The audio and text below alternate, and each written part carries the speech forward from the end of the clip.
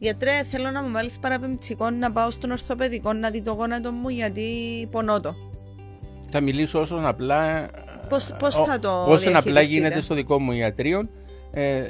Ζητώ να έρθει στο ιατρείο μου να τον εξετάσω. Ένα μήνυμα θέλω να δώσω, ότι η επικοινωνία με τον ασθενή είναι πάρα πολύ σοβαρή. Θα έπρεπε να σκεφτούμε σαν πολιτεία, σαν ΟΑΗ, σαν δεν ξέρω τι, το ενδεχόμενο να ξεκινήσουμε να εκπαιδεύουμε τους νέους μας από το σχολείο. Πολύ για καλή το ιδέα. θεσμό του ΓΕΣΥ. Πολύ καλή ιδέα.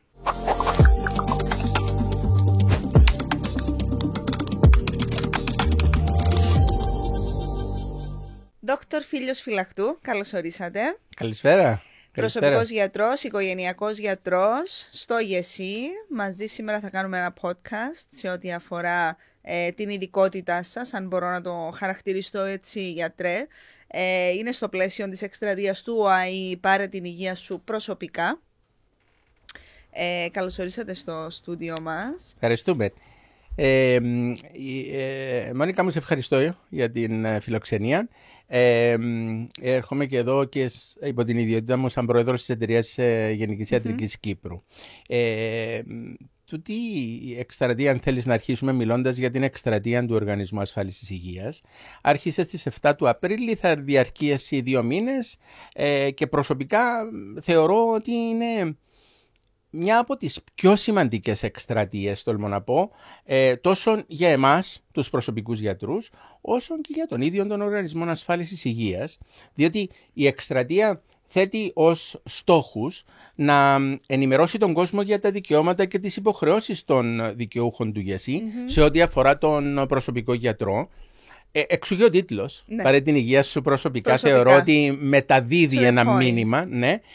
Και κυρίως ο Οργανισμός Ασφάλισης Υγείας επιθυμεί να ευαισθητοποιήσει το κοινό σχετικά με τον καθοριστικό ρόλο του προσωπικού γιατρού στο σύστημα και παράλληλα να ενημερώσει για τα δικαιώματα αλλά και τις υποχρεώσεις των δικαιούχων. Επίσης, κάτι άλλο που επιθυμεί ο οργανισμός να αναδείξει είναι κάτι πάρα πολύ σημαντικό, η σημασία της σχέσης εμπιστοσύνης μεταξύ του γιατρού και του ασθενή, που θεωρώ ότι είναι το κλειδί για την παροχή υψηλού επίπεδου φροντίδας υγείας.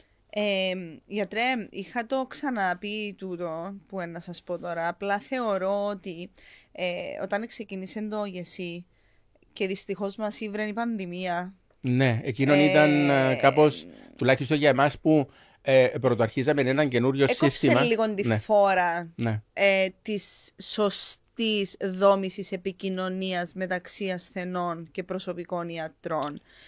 Ήταν λίγο το ότι ήταν τα lockdowns, δεν μπορούσαμε εύκολα να επισκεφτούμε τον προσωπικό μας γιατρό. Ναι, αλλά έπαιξε τεράστιο ρόλο η υποστήριξη που δέχτηκε το σύστημα από τους προσωπικούς γιατρούς. Δηλαδή είναι εκεί που ήταν καθοριστικός και αδιαμφισβήτητος ο ρόλος του προσωπικού γιατρού. Εννοείται. Και μην ξεχνάς, Μόνικα μου, ότι τότε ήταν ακριβώς ένα χρόνο, ίσως και όχι τόσο, λιγότερο από χρόνον, μετά την έναρξη του ΓΕΣΥ, που όλοι, το λέω και προσωπικά, είχαμε προβλήματα, όχι στην εκμάθηση, αλλά είναι ένα νέο σύστημα, το οποίο είχε και τα προβλήματα του καινούριο, μέχρι να αρχίσει και να λειτουργήσει σωστά. Μιλώ ηλεκτρονικά και χρησιμοποιώντας τους υπολογιστές κλπ. Και το ίδιο το σύστημα, γινόντουσαν συχνές αλλαγές που έπρεπε να γίνουν κλπ. Οπότε σκέψου, ήταν και η μεγαλύτερη μεταρρύθμιση της υγείας στην Κύπρο, οπότε ήταν από μόνον του, ας πούμε, κάτι πάρα πολύ μεγάλο. Ναι. Που καλούμαστε να το ξέρουμε και να το ξέρουμε και γρήγορα. Φυσικά είχε γίνει και training προηγουμένως, αλλά άλλο να το έχεις μπροστά σου και να το λειτουργείς, και άλλο να το με mock exams. Όχι, εγώ αυτό που λέω είναι ότι δυστυχώς ήταν το timing τέτοιο, το οποίο δεν επέτρεψε ούτε στους προσωπικούς γιατρούς να χτίσουν σχέση εμπιστοσύνης με τους ασθενείς, αλλά ούτε στους ασθενείς να γνωρίσουν τον προσωπικό τους γιατρό. Και είμαστε τώρα όμως στον έκτο χρόνο. Είμαστε στον έκτο χρόνο. Ναι. Δηλαδή, πρέπει να το διορθώσουμε. Πρέπει να το δούμε πιο ζεστά το θέμα. Δηλαδή, θεωρώ ότι πρέπει να μιλήσουμε και συχνά να μιλήσουμε για τη σχέση του γιατρού ασθενή. Θα μπούμε σε αυτό το θέμα μετά. Θέλω να πάμε πρώτα να μιλήσουμε, γιατρέ μου, λίγο για τα δικαιώματα και τις υποχρεώσεις των δικαιούχων. Να το πάρουμε έτσι λίγο αντίστροφα. Ναι. Μετά θα φτάσουμε στη Συμφωνώ. σχέση. Από τη δική σας την εμπειρία, ποια είναι τα πιο σημαντικά προβλήματα που αντιμετωπίζετε στην καθημερινότητά σας? Μόνικα μου, προσωπικά θεωρώ ότι θα το πω, η μη ύπαρξη μάλλον σωστής κουλτούρας και η προβληματική δυναμική πάνω στην οποία εξελίσσεται η σχέση γιατρού ασθενή αυτή τη στιγμή στην Κύπρο αποτελούν τα κύρια προβλήματα μέσα από τα οποία πηγάζουν οι υπόλοιπες τις λειτουργίες που αφορούν την καθημερινότητα του προσωπικού γιατρού στο ΓΕΣΥ. Ας δώσω ένα παράδειγμα, το οποίο είναι κάτι που συναντούμε καθημερινά. Ναι. Πολλοί ασθενείς. Αυτό το πράγμα συμβαίνει στην Κύπρο. Κάνουν η ίδια διάγνωση στον εαυτόν τους. Και αποφασίζουν από μόνοι τους και την αγωγή που θα θέλουν να πάρουν. Πού θα πάνε πρώτα. Θα πούμε και μετά για την αγωγή.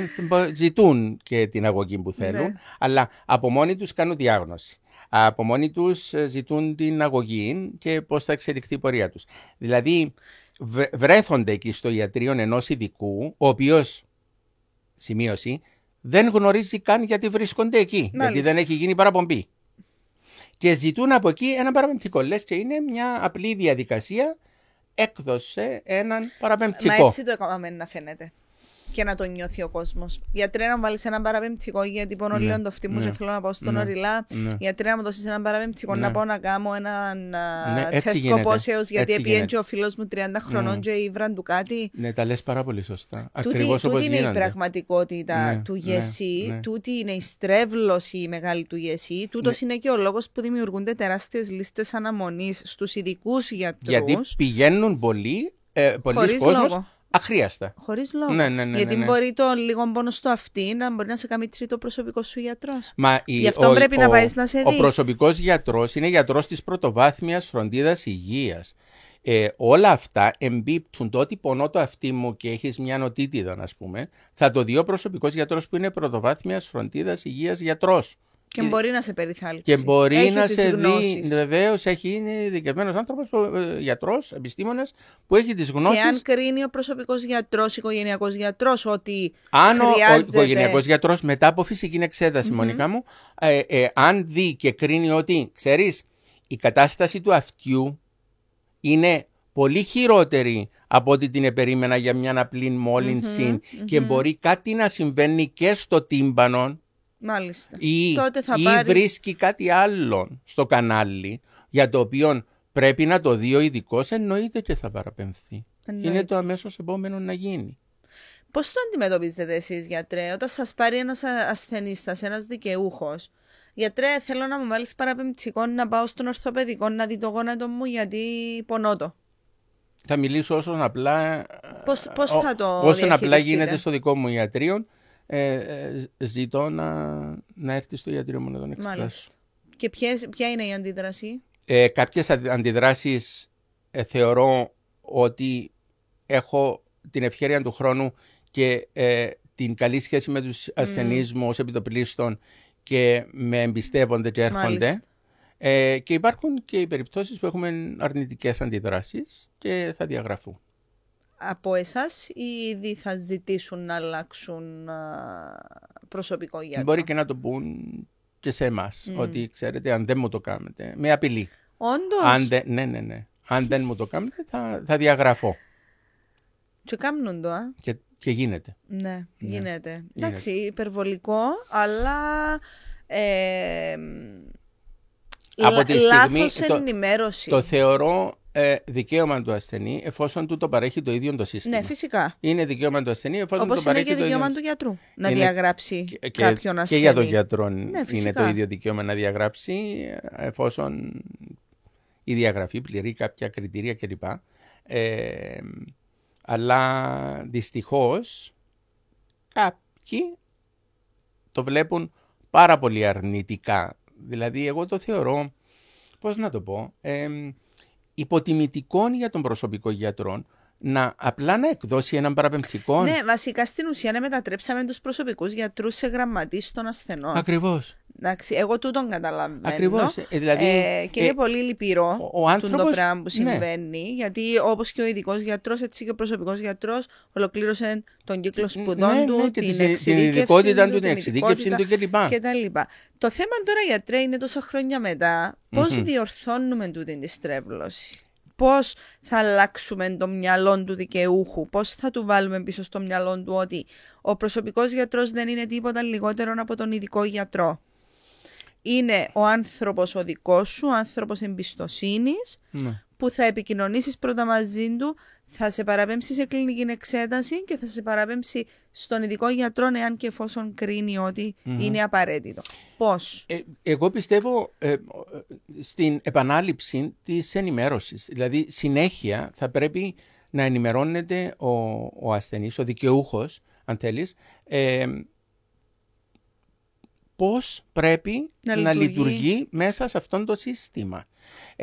Τώρα, δηλαδή, συχνά πρέπει να βρίσκουμε τρόπους για να ενδυναμώνουμε το ρόλο του προσωπικού γιατρού. Ναι. Αν μου επιτρέπετε, να αναφερθώ και σε κάποια άλλα σημεία του Οργανισμού Ασφάλισης Υγείας, δηλαδή ο ΑΗ έχει κυκλοφορήσει έναν ενημερωτικό εγχειρίδιο πρόσφατα με θέμα όλα όσα πρέπει να γνωρίζουμε για τις υπηρεσίες του προσωπικού γιατρού, το οποίο διατίθεται σε ηλεκτρονική μορφή στην ιστοσελίδα του ΓΕΣΥ και σε λίγο καιρό θα είναι και σε κάποια ιατρεία έχουν ήδη κυκλοφορήσει, έχουν ήδη παραληφθεί σε έντυπη μορφή στα ιατρεία των προσωπικών γιατρών. Επίσης έχει προχωρήσει ο ΑΗ σε δημιουργία ραδιοφωνικών και τηλεοπτικών σποτ, πάλι για την ενημέρωση. Το θετικό, και βλέπω κάποιες στατιστικές εδώ που μας έχουν δοθεί και από τον ίδιο τον Οργανισμό Ασφάλισης Υγείας, φαίνεται ο κόσμος να έχει αγκαλιάσει το θεσμό του προσωπικού γιατρού. Δηλαδή, από αυτούς τους αριθμούς, αν δούμε δηλαδή ότι από το 2020 μέχρι και το 2024 έχει καταγραφεί αύξηση της τάξης του 15% στους δικαιούχους και έναν 39% στις επισκέψεις στους προσωπικούς γιατρούς. Αυτό είναι πάρα πολύ θετικό. Συγκεκριμένα το 20 με 711.000 δικαιούχους στους καταλόγους έχουν καταγραφεί, βλέπω εδώ, 2,8 εκατομμύρια επισκέψεις, ενώ το 24 καταγράφηκαν 3,9 εκατομμύρια, με τους δικαιούχους να ανέρχονται στις 819.000. Οπότε βλέπουμε ότι τα μέσα τα οποία χρησιμοποιούμε αποδίδουν. Ναι. Εγώ πιστεύω στη συνεχή ενημέρωση.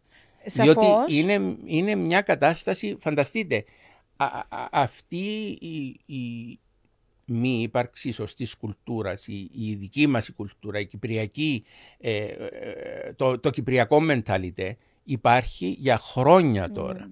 Δεν μπορούμε να περιμένουμε ότι θα αλλάξει από τη μια ημέρα στην άλλη, ούτε και από τον ένα μήνα στον άλλον. Συμφωνώ.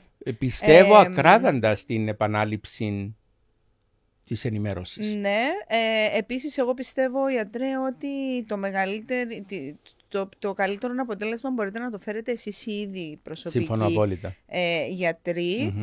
Δηλαδή στην διαδικασία που θα σε πιάσω εγώ και να σου πω, γιατρέ, θέλω παραπεμπτικό, για να πεις, Μονικά μου, λυπάμαι, δεν μπορώ να σου το δώσω. Το πρωτόκολλο λέει ότι πρέπει να έρθεις στο ιατρείο μου να σε εξετάσω και αν κρίνω ότι χρειάζεσαι ειδικό γιατρό, εγώ θα σου δώσω το παραπεμπτικό. Μονικά μου, σε ευχαριστώ που το ανέφερες με τούτον τον τρόπο, διότι ακριβώς έτσι γίνεται, τουλάχιστον. Θεωρώ ότι μόνον έτσι. Ναι. Θεωρώ ότι αν δεν μιλήσουμε με τον ίδιο τον ασθενή και να του εξηγήσουμε κάποια πράγματα και να τον βάλουμε και στη θέση του προσωπικού γιατρού, ο οποίος είναι εκεί, ναι, για να κάνει τη δουλειά του, αλλά τηρεί και κάποιους κανονισμούς και ακολουθεί κάποια πρωτόκολλα. Πιστεύω ότι ο πλήστος κόσμος μπορεί να σε ακολουθήσει. Ναι. Θεωρώ τον εαυτό μου πανευτυχή με τους πλήστους μου ασθενείς που με ακούν, που ακολουθούν τις οδηγίες μου. Έχουμε καλό αποτέλεσμα. Ναι, δεν θα το κρύψω. Υπάρχουν και οι αρνητικές και τα αρνητικά περιστατικά τα οποία υπάρχουν παντού. Ναι. Και είναι κάπως κοινά και ίδια. Είναι και τούτη η μερίδα των δικαιούχων, γιατρέ, που διαμαρτύρονται, που κάνουν καταχρήσεις. Ναι. Πίστεψε με, όλοι όσοι καταχράζονται τους γνωρίζουν όλα τα ιατρεία. Διότι είναι και ο τύπος του ασθενή που αν δεν του δώσεις τώρα κάτι θα μεταπηδήσει στον επόμενο. Ακριβώς. Και ο επόμενος θα κάνει το ίδιο. Ακριβώς. Και είναι ένας φαύλος κύκλος. Ναι. Οπότε δεν ξέρω πώς μπορούμε να διορθώσουμε εκείνη την κατάσταση. Αλλά... Κοίτα, θεωρώ γιατί ότι μπήκαν ήδη κάποιες ασφαλιστικές δικλείδες, δηλαδή το θέμα με τις γενικές εξετάσεις. Ναι. Που δημιουργήθηκε το γεσί και μπορούσαν όλοι κάθε 6 μήνες να κάνουν γενικές εξετάσεις. Και ήταν το θέατρο του παραλόγου. Έθελες να πάει στο χημείο να κάνεις μια απλή εξέταση για το σίδηρο σου, δεν έβρισκες ραντεβού να πάει στο χημείο. Λοιπόν, ναι, πλέον υπάρχει συγκεκριμένο χρονικό διάστημα ανά ηλικία που μπορείς να πάει να κάνεις τις εξετάσεις σου. Πάρα πολλά σωστά εμπήκε τούτος ο κόφτης. Υπήρξαν ηλικιακά όρια και ηλικιακές ομάδες. Το θέμα ποιον είναι, δεν μπορεί το κράτος να πληρώνει για τούτες όλες τις καταχρήσεις τη στιγμή που έχει να αντιμετωπίσει πολύ σοβαρότερα ιατρικά περιστατικά τα οποία στοιχίζουν. Υπάρχει κόσμος που πιστεύει ότι κάθε 3 μήνες πρέπει να κάνει εξετάσεις. Ναι, και τόσο κόσμος έχει και την αυτοπεποίθηση. Μα εγώ πληρώνω για εσύ. Ναι, μα το για εσύ τι είναι για όλους. Πληρώνουμε όλοι για να έχουν όλοι ίσα δικαιώματα στην υγεία. Ναι, ακριβώς. Πρέπει να σταματήσει την καταχρηστική μανία. Και δυστυχώς στην Κύπρο, στη χώρα μας υπάρχει η κουλτούρα που λέει πληρώνω, επομένως δικαιούμαι. Πριν 2 μέρες είχα μια ωραία συζήτηση με έναν ασθενή και όταν ερωτήθηκα τι ακριβώς δικαιούμαι για τούτη την υπηρεσία. Λέω, δεν είναι στο τι δικαιούσε, γιατί το γεσί είναι για όλους. Μάλιστα. Και όταν το έχεις ανάγκη θα είναι ανοιχτό για σένα και θα αξιοποιηθεί. Δεν μπορούμε να λέμε εντάξει, ας πούμε τώρα θυμήθηκα ότι ξέρεις δικαιούμαι τόσες φυσιοθεραπείες το χρόνο, ας πάω να κάνω. Θεωρώ ότι τα πράγματα έχουν βελτιωθεί. Μάλιστα. Και από ό,τι ακούω και από τους ίδιους τους φυσιοθεραπευτές, αλλά συνεχίζει πάλι το να λέει ο κόσμος, ξέρεις, δικαιούμαι τόσα, δώστα μου. Θα σου πω και κάτι για να γελάσεις στα θέματα των παραπεμπτικών. Είχαμε μια ασθενή που τηλεφωνούσε, μιλούσα με την γραμματέα μου και η γραμματέα ήθελε, δεν μπορούσε πλέον να συνεχίσει τη συνομιλία και της λέει καλύτερα να μιλήσετε με τον γιατρό γιατί σας τα είπα, προσπαθώ να σας εξηγήσω και κάπου υπάρχει ένα πρόβλημα, να σας δώσω τον γιατρό. Και με ενόχλησε υπό την έννοια, γιατρέ, σε παρακαλώ, εξετάζα εκείνη την ώρα. Μου λέει, σε παρακαλώ, μίλησε με την ασθενή, διότι δεν μπορώ να καταλάβω τι θέλει. Σε μίλησα και της λέω ότι η κυρία Τάδε, τι ακριβώς θέλετε. Μου λέει, θέλω ένα παραπεμπτικό. Παραπεμπτικό, για πού? Οπουδήποτε, αφού τα δικαιούμαι. Όντως. Αυτόν είναι. Ναι, έβγαινε πρόσφατα. Γιατί τα δικαιούμαι. Οπουδήποτε, γιατί το δικαιούμαι. Ήθελε να πάει σε ένα γιατρό. Οπότε, μετά όμως που είδα, αυτή η γυναίκα είχε περάσει από όλες τις ειδικότητες. Τραγικό. Ναι. Τραγικό. Ναι. Προσπάθησα να της το εξηγήσω ξανά και ξανά. Της έφερα παραδείγματα από τις προηγούμενες παραπομπές που είχε πάει και λοιπά, να της εξηγήσω την πορεία της υγείας της και λοιπά, να της δώσω να καταλάβει και λοιπά. Την επομένη ξανατηλεφωνούσα. Υπάρχουν και τούτα. Ποτέ. Ναι, υπάρχουν και τούτα.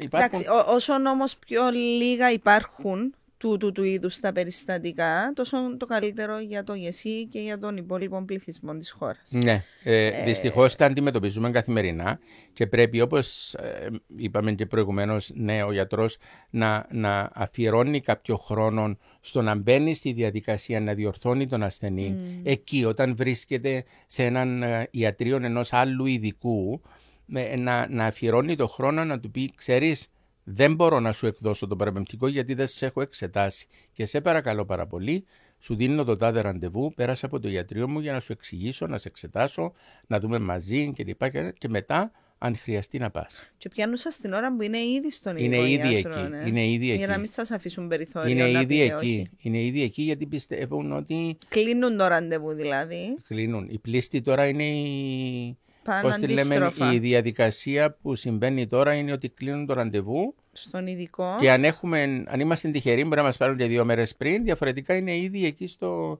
Την ίδια ώρα. Αν είμαι εδώ, με βάρουν Είμαι εδώ, είμαι στο καθιστικό και κάθομαι. Και περιμένω να μπω μέσα. Ναι. Είναι δύσκολη η κατάσταση. Πολύ, το λιγότερο που θα μπορούσα να πω, προβληματικό για την όλη διαδικασία.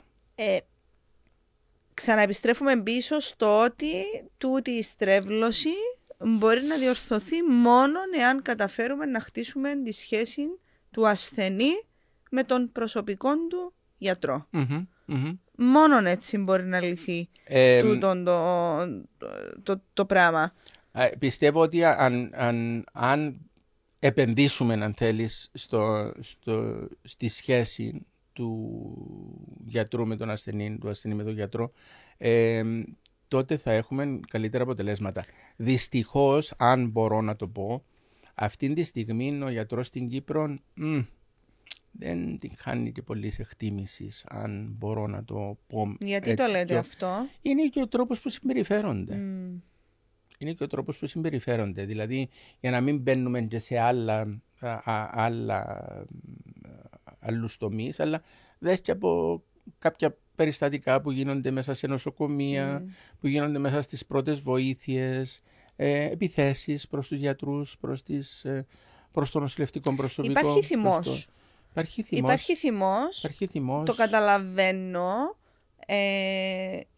Η πραγματικότητα, γιατρέ, είναι ότι ειδικά η κατάσταση στα τμήματα πρώτων βοηθειών και τα λοιπά, στα επίγοντα περιστατικά, είναι λίγο δύσκολη. Ναι, εκεί, και το λέω έτσι με αρκετή επίοικια. Ναι, συμφωνώ. Δυστυχώς, για να φτάσει ένας ασθενής στο τμήμα πρώτων βοηθειών, σημαίνει ότι χρειάζεται βοήθεια. Συμφωνώ απόλυτα. Θα μου πείτε, υπάρχουν και περιστατικά που δεν χρήζουν. Ναι. Επίγον βοήθειας, αλλά φτάνουν για τους δικούς τους λόγους. Καταλαβαίνω επίσης το φόρτο εργασίας των γιατρών, πόσο δύσκολη είναι η δουλειά τους, των νοσηλευτών. Το δεδομένο είναι ότι ο ασθενής είναι αγχωμένος με την κατάσταση του και θέλει εδώ και τώρα θέλει βοήθεια. Εκείνον είναι έναν. Αυτό δεν δίνει όμως το δικαίωμα σε κάποιον να πάει να χειροδικήσει έναντι των γιατρών ή του νοσηλευτικού προσωπικού κλπ. Εκείνα τα περιστατικά που γίνονται και στις πρώτες βοήθειες και στα νοσοκομεία, να ξέρετε, γίνονται και στα ιατρεία τώρα. Διότι εγώ είχα συγκεκριμένο περιστατικό που το αρνήθηκε το παραπεμπτικό, γιατί ήταν γελίος ο λόγος που ζητούσε το παραπεμπτικό, πραγματικά δεν ήταν καν ιατρικός ο λόγος, και του αρνήθηκε φυσικά. Και ήρθε στο ιατρείο για να τα κάνει λιλίτσα. Έτσι, ακριβώς τη λέξη είναι εκείνη, είπε. Και χρειάστηκαν αρκετά μέσα για να τον καλμάρουμε και να τον απομακρύνουμε από τη μία γραμματέα την οποία είχε σπρώξει στη γωνιά. Χειροδίκησε δηλαδή. Ναι. Εντάξει. Σαν τούτα, ακούμε και άλλα περιστατικά που γίνονται. Ακραία περιστατικά. Ναι, ακραία, δεν είναι κάθε μέρα, φυσικά και όχι, αλλά γίνονται. Ναι. Δεν είναι μόνο στα νοσοκομεία, ίσως, είναι και στα ιατρεία. Θα έπρεπε να σκεφτούμε σαν πολιτεία, σαν ΟΑΗ, σαν δεν ξέρω τι, το ενδεχόμενο να ξεκινήσουμε να εκπαιδεύουμε τους νέους μας από το σχολείο. Πολύ καλή ιδέα. Θεσμό του ΓΕΣΥ. Πολύ καλή ιδέα. Πολύ καλή Δηλαδή τους τελειόφοιτους Ναι. που πλέον θα έχουν την υγεία τους στα χέρια τους ή θα πάνε στρατιώτες, θα πάνε φοιτητές. Θα Συμφωνώ. πρέπει να ξεκινήσουν να χτίζουν τη δική τους προσωπική σχέση με τον προσωπικό τους γιατρό για να μην εξαρτώνται από τους γονείς και κηδεμόνες. Για να έχουν επικοινωνία για ιατρική περίθαλψη. Αυτό είναι κάτι άλλο που βλέπεις ότι για άντρες των 30, 35 χρονών, 40 κλείνουν ραντεβού οι μητέρες τους. Που Ή οι σύζυγοι τους. Ή οι σύζυγοι τους, ναι. Και ποτέ, δηλαδή, είναι άρρωστος ο 30άρης, ο 35άρης, δεν θα πάρει τον γιατρό, θα πει της γυναίκας ή της μάνας, πάρ' τον γιατρό. Είναι θέμα κουλτούρα. Και πες του ότι έχουμε αυτά και η μάνα σαν μάνα, η γυναίκα σαν γυναίκα, φυσικά είναι ο άνθρωπος της άρρωστος, να πάρει. Αλλά η πλήστη, ναι. Μόνο εξαιρετικές περιπτώσεις έχουμε που έχουν αποκτήσει την ευχέρεια για μια καλή σχέση και έχουν σχέση με τον γιατρό τους. Είναι μόνοι τους. Μόνοι τους θα πάρουν τηλέφωνο και θα γίνει... Γιατρέ, εγώ διαπίστωσα τα τελευταία χρόνια έτσι από τον κοινωνικό μου κύκλο, καθαρά προσωπική εμπειρία, ότι υπάρχουν τρεις κατηγορίες ασθενών στην Κύπρο, δικαιούχων θα πω καλύτερα. Είναι η πρώτη κατηγορία των δικαιούχων που θέλουν να εκμεταλλευτούν το γεσί. Βάρτε μου ένα παραπεμπτικό ότι να φτάνει να πάω κάπου. Υπάρχει δεύτερη κατηγορία των ασθενών που πρέπει να λιποθυμούν για να επικοινωνήσουν με τον γιατρό τους. Δηλαδή πρέπει να περάσουν την ασθένεια, να ταλαιπωρηθούν και μετά να φτάσουν. Τους γιατρούς, φοβούνται να βρεθούν και να φτάσουν στο αμήν για να επικοινωνήσουν μαζί σας. Και υπάρχει και η τρίτη κατηγορία που είναι η πιο mild. Να το πω έτσι, το mild είναι οι περιπτώσεις που ακολουθούν οδηγίες. Ναι, θα επικοινωνήσουν με τον γιατρό τους όταν υπάρχει πραγματική ανάγκη, δεν θα κάνουν κατάχρηση, θα ακολουθήσουν τις οδηγίες και τις συστάσεις του προσωπικού οικογενειακού γιατρού για να βρουν λύσεις στο πρόβλημα τους. Εγώ τούτον διαπίστωσα ότι συμβαίνει. Τώρα, εμένα η ερώτηση μου είναι, σας έτυχε ποτέ να έχετε περίπτωση που εσείς προσωπικά σαν γιατρός, καταφέρετε να χτίσετε τόσο καλή σχέση εμπιστοσύνης με τον ασθενή σας που είχε ως έναν πολύ θετικό θεραπευτικό αποτέλεσμα για τον ασθενή όταν σας χρειάστηκε πραγματικά? Τέλεια ερώτηση, γιατί για μένα προσωπικά όλες οι εξαιρέσεις, όλες ανεξαιρέτως οι περιπτώσεις που ήταν θεμελιωμένες μέσα σε μια καλή σχέση γιατρού ασθενούς, είχαν εξαιρετική έκβαση για ευνόητους λόγους. Η σχέση ήταν ήδη διαμορφωμένη, κινήτων μέσα σε πλαίσια εμπιστοσύνης και σεβασμού. Δεν εχανόταν πολύτιμος χρόνος για άλλα θέματα κατά την εξέλιξη της όλης διαδικασίας. Επομένως, μόνο ένα αποτέλεσμα ήταν εφικτό. Το να έχουμε θετική έκβαση και όλα πήγαν καλά. Δηλαδή ο ασθενής ένιωθε ασφάλεια, ακολούθησε σωστά και πιστά τις οδηγίες του γιατρού, ολοκλήρωσε με επιτυχία τη θεραπευτική του αγωγή, ήταν χαρούμενος.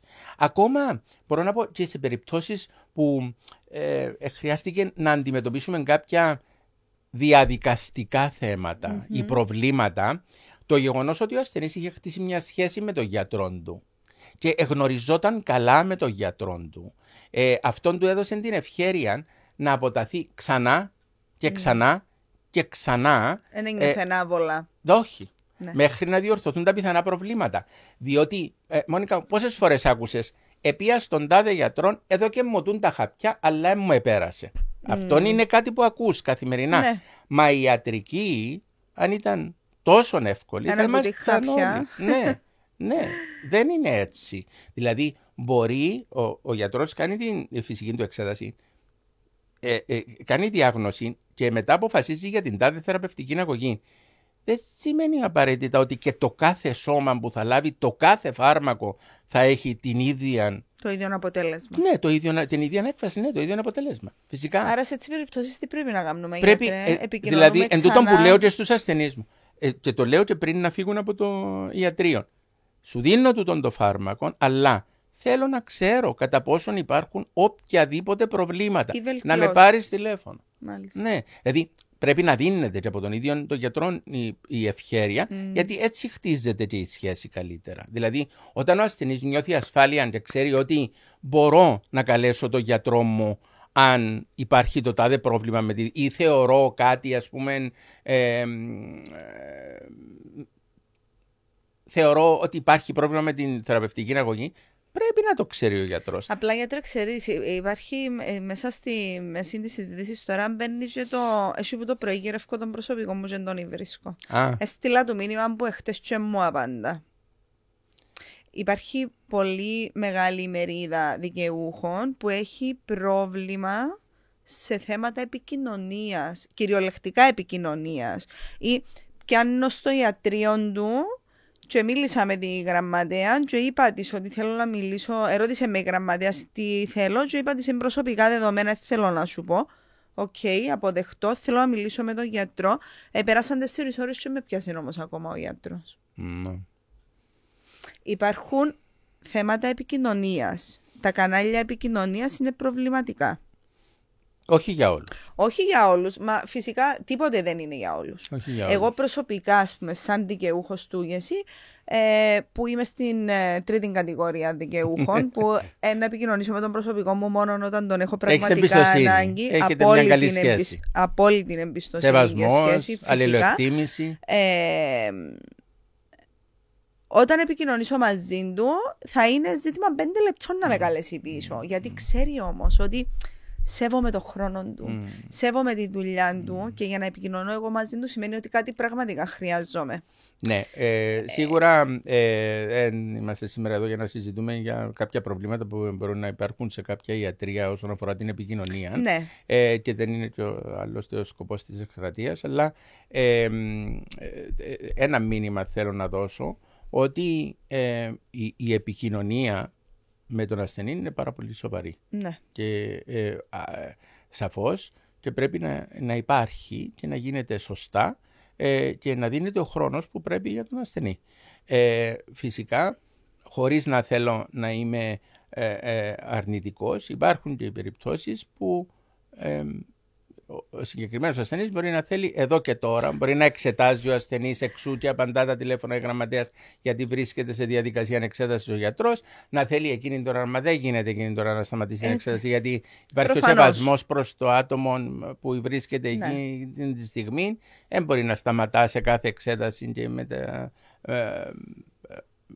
Ναι, πολύ κατανοητό το πράγμα. Αλλά σε έναν εύλογο χρονικό διάστημα ο γιατρός σαφώς και πρέπει να πάρει πίσω τον. Ναι, δεν είμαστε όμως εδώ για να μπούμε στο κάθε έναν ιδιωτικό ή δημόσιο ιατρείο και να λέμε πώς πρέπει να λειτουργεί. Λέμε τι πιστεύουν εμείς ότι είναι το καλύτερο. Ακριβώς. Προκειμένου να χτιστεί τούτη σχέση. Εκείνο που είπες είναι ένας βασικός παράγοντας στη σχέση γιατρού-ασθενή. Φυσικά η επικοινωνία πρέπει να υπάρχει είναι και από τις δύο πλευρές. Και από τις δύο πλευρές. Να μην φοβάται ο ασθενής να καλεί τον γιατρό του. Ναι. Και ο γιατρός φυσικά να τράει επαγγελματικά και με αυτόν νομίζω και μετά από κάτι έτσι είδους παρεξηγήσεις θα τις χαρακτηρίσω εγώ, που βλέπουμε πολλούς δικαιούχους να μεταπηδούν από τον ένα γιατρό στον άλλο, να αλλάζουν προσωπικό γιατρό. Γιατί δεν είσαι ευχαριστημένος, γιατί άλλαξες γιατρό, μου απαντάνε τα τηλέφωνα. Όχι έδωσε μου θεραπεία και ένα πέδωσε. Ουσιαστικός λόγος. Που πάλι δεν μπορεί να ισχύει το πράγμα. Να το εξηγήσετε εσείς πριν, ότι μια θεραπεία μπορεί να δουλέψει, αν δεν δουλέψει όμως, υποχρεούσε να μιλήσεις με τον γιατρό σου, να τον ενημερώσεις για να σου δώσει δεύτερη θεραπεία. Λοιπόν, τι θα συμβουλεύατε τους δικαιούχους που αλλάζουν συνέχεια γιατρούς? Καταρχάς, πολύ ωραία ερώτηση, γιατί θα προσπαθούσα να πείσω εκείνον των δικαιούχων να αναγνωρίσει το ακόλουθο. Ότι τι γίνεται δηλαδή. Κάθε φορά που φεύγει από τον έναν ιατρό και πάει αλλού, θεωρείται ένας νέος ασθενής. Κάθε φορά. Εντάξει. Δηλαδή, ο εκάστοτε γιατρός που τον εγγράφει στη λίστα του γράφει νέος ασθενής, ας πούμε. Είναι νέος ασθενής. Αυτό γίνεται κάθε φορά. Οπότε, φανταστείτε, είναι boomerang. Κάθε φορά που θα αρχίζει από την αρχή, αυτό υποδηλώνει χάσιμο πολύτιμου χρόνου, επανάληψη μη αναγκαίων εργαστηριακών, άλλα διαγνωστικά. Άντε, ξανά από την αρχή. Γιατί όμως πρέπει να γίνονται εκ νέου, αφού δεν υπάρχουν καταχωρημένα μέσα στο ΓΕΣΥ π.χ. Ναι, τα αποτελέσματα. αλλά μπορεί εκείνος ο ασθενής, ας πούμε, όταν εξεταστεί από τον δεύτερο γιατρό, ο δεύτερος γιατρός να αποφασίσει ότι θέλει να κάνει αυτή τη διερεύνηση. Μάλιστα. Κατάλαβα. Οπότε μπαίνουμε. Είναι, στη διαδικασία. Για έναν γιατρό, έτσι να καταλάβει, ο νέος ο ασθενής, όταν σου πρώτο έρθει, θέλεις να μην χάσεις τίποτα. Ναι, φυσικά, γιατί είναι θέλεις στην να μην χάσεις τίποτα, γιατί πρωτομαθαίνεις τον ασθενή και δεν θέλεις να χάσεις ούτε από το ιστορικό του, ούτε από τη φυσική του εξέταση, ούτε από τα προβλήματα που έχει τη συγκεκριμένη στιγμή και είχε στο παρελθόν. Τίποτε δεν θέλεις να χάσεις. Οπότε, ναι,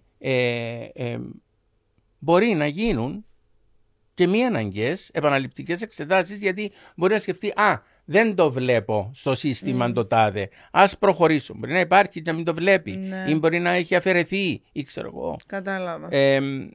Αλλά το κυριότερο όμως είναι ότι θα είναι ένας νέος ασθενής και στις αρχές μιας σχέσης πάλι. Ναι. Οπότε, και αν δεν του δοθεί ευκαιρία σε εισαγωγικά να ευχαριστηθεί, πάλι θα φύγει, θα βρεθεί αλλού. Και πάλι αρχίζει η διαδικασία. Κυρίως έχω κάνει δική μου έρευνα από άτομα που φεύγουν. Το average είναι 3 και 4 αλλαγές. Πολλές. Ναι. Δηλαδή το έχω δει με άτομα που ξέρω ότι πέρασαν από τα δικά μας τα ιατρία. Μεγάλος αριθμός. Που σημαίνει ότι θα πρέπει να το δούμε Ίσως πρέπει... Είναι όλοι οι γιατροί προβληματικοί. Ακριβώς, ίσως θα είναι όλο το σύστημα προβληματικό. Ο ΑΕ πέραν του να πιστεύω ότι πρέπει να ελέγχονται τούτες οι περιπτώσεις. Που μπορείς να αλλάξεις έχει αυξηθεί ο χρόνος.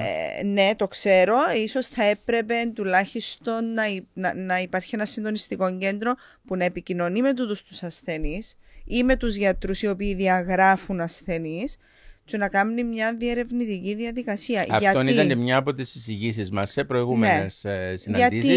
Γιατί διαγράψες τον ασθενή, γιατί αλλάξες προσωπικό γιατρό. Υπάρχει ήδη στο σύστημα όταν πρόκειται να διαγράψει ο γιατρός,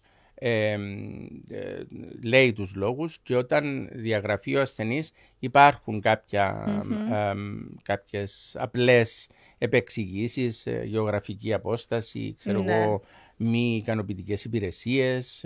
Define όμως μη ικανοποιητικές το μη ικανοποιητικές υπηρεσίες για μένα δεν σημαίνει κάτι, γιατί ποιος το ορίζει. Ακριβώς, και ποιος το κρίνει. Και ποιος το κρίνει. Ακριβώς. Διότι αν λέει ο ασθενής μη ικανοποιητικές υπηρεσίες, δεν θα πρέπει να έρθουμε να δούμε ποιες είναι οι υπηρεσίες για τις οποίες αναφέρεται. Θα πρέπει να το τεκμηριώσει και να γίνει ένας συγκεκριμένος έλεγχος. Ναι, συμφωνώ.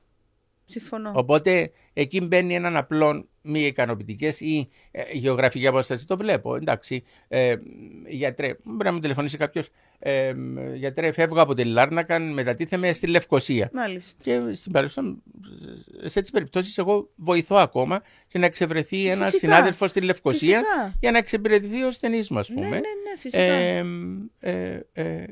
Το καταλαβαίνω. Αλλά... Ναι, γιατί θα είναι πρακτικά δύσκολο. Ναι. Πρακτικά δύσκολο. Το εισηγούμε και σε κάποιους ασθενείς που ξέρω, και υπάρχουν και οι άλλοι που δεν θα φύγουν. Εντάξει, ζω Λευκοσία, αλλά θέλω τον γιατρό μου εδώ και δεν τον αλλάζω. Υπάρχουν και εκείνες οι περιπτώσεις. Υπάρχουν οι περιπτώσεις που λέει, εγώ θα είμαι στη Λευκοσία, το εισηγούμε και εγώ, ξέρεις καλύτερα, γιατί πρέπει να βλέπεις τον γιατρό σου. Και αυτά όλα είναι πολύ πιο εύκολο και αυτά.